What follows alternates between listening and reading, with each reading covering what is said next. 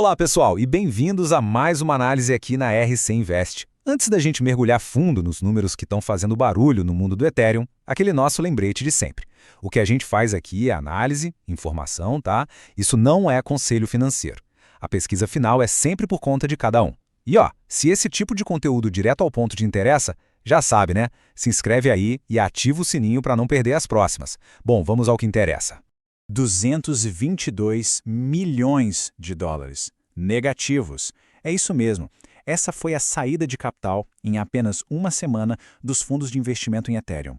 É um número que acende todos os alertas e faz a gente se perguntar por que o dinheiro institucional está fugindo assim? E mais importante, o que isso sinaliza para o futuro do Ethereum? Vamos investigar juntos o que está por trás desse número? Para a gente começar a entender essa sangria, a gente precisa olhar para as teses de investimento de cada um. A do Bitcoin é simples, é direta, ouro digital, ponto. É uma narrativa forte que, de certa forma, blinda ele de discussões regulatórias mais cabeludas. Agora o Ethereum é outra história. A tese dele é toda baseada em DeFi e rendimento. É um modelo muito mais complexo e, justamente por isso, bem mais vulnerável, sabe? Fica exposto às pressões de mercado e principalmente da regulamentação. E essa vulnerabilidade que eu falei nos joga direto na primeira grande força que está em jogo agora: as pressões que vêm de fora. A gente está falando de medos, de incertezas políticas e de um cenário macroeconômico bem difícil, que acaba botando todo o mercado de criptoativos na defensiva. Bem no olho desse furacão regulatório está uma proposta de lei lá nos Estados Unidos que ficou conhecida como o Clarity Act. O que essa lei quer fazer? Basicamente, botar um carimbo, definir o que é o que no mundo dos ativos digitais. E a simples possibilidade de que o staking e as stablecoins, que são assim dois pilares gigantes do Ethereum, possam ser classificados como valores mobiliários, nossa, isso está criando uma incerteza brutal que acaba espantando o investidor institucional. E um desses pilares que está na mira é justamente o staking. Explicando de forma bem simples, staking é o processo de travar seus tokens para ajudar a rede a funcionar, a se manter segura. Em troca, a pessoa recebe um rendimento. Para os grandes investidores, isso é visto quase como um dividendo de uma ação. Então, essa dúvida no ar, se o staking vai ser considerado um valor mobiliário ou não, é um dos motivos centrais para essa fuga de capital que a gente está vendo. Agora, o mais interessante aqui é o contraste, porque enquanto o mercado está com medo, a própria Fundação Ethereum está fazendo o quê? Dobrando a aposta. Eles estão expandindo o programa de staking deles, com planos de colocar até 70 mil ETH para trabalhar. É um movimento que não só deixa o caixa deles mais produtivo, mas também é um sinal claríssimo de confiança na segurança e no futuro da rede. É quase enquanto eles vendem, a gente compra. Mas olha, nem todos os problemas vêm de fora. Vamos virar a página aqui e olhar para um problema interno, bem complexo, que está crescendo: a fragmentação do próprio ecossistema do Ethereum. A estratégia do Ethereum para crescer, para conseguir processar mais transações, sempre foi apostar nas soluções de camada 2, as famosas Layer 2, como a Arbitrum e a Base. A promessa era ótima: transações mais rápidas, mais baratas. Só que parece que o remédio trouxe alguns efeitos colaterais bem inesperados. Isso não é uma crítica de alguém de fora, não. O próprio criador do Ethereum, o Vitalik Buterin, admitiu essa preocupação há pouco tempo. Essa frase dele aqui resume o dilema com perfeição. Em vez de serem só uma extensão da casa principal, algumas dessas redes estão virando ilhas, cada uma por si. Então, para ficar bem claro, essa fragmentação está criando problemas bem reais. A liquidez, o dinheiro, fica todo pulverizado em dezenas de redes. A experiência para quem usa vira um quebra-cabeça, precisa ficar pulando de ponte em ponte, pagando taxa atrás de taxa só para mover um ativo.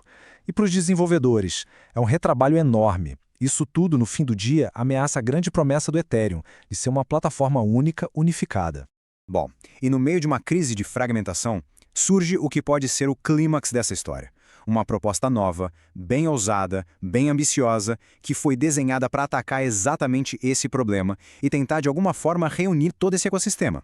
E a solução proposta tem nome: Zona Econômica Ethereum, ou EEZ. É basicamente um projeto que tem o apoio da Fundação Ethereum e de outros desenvolvedores de peso que quer criar uma infraestrutura compartilhada entre todas essas redes de camada 2. A ideia aqui é transformar esse monte de ilhas isoladas num ecossistema conectado de verdade. Com a EZ funcionando, as transações poderiam passar de uma rede para outra e para a rede principal do Ethereum sem atrito, de forma fluida. E um ponto fundamental: O ETH voltaria a ser o token padrão para pagar as taxas em todos os lugares, o que fortaleceria demais o papel central dele. A Easy também tenta resolver uma outra questão bem polêmica, a centralização dos sequenciadores. Pensa nos sequenciadores como os controladores de tráfego aéreo das Layer 2. São eles que organizam as transações. O problema é que hoje, muitas vezes, um único operador controla isso tudo. Isso cria um ponto único de falha e levanta preocupações com censura.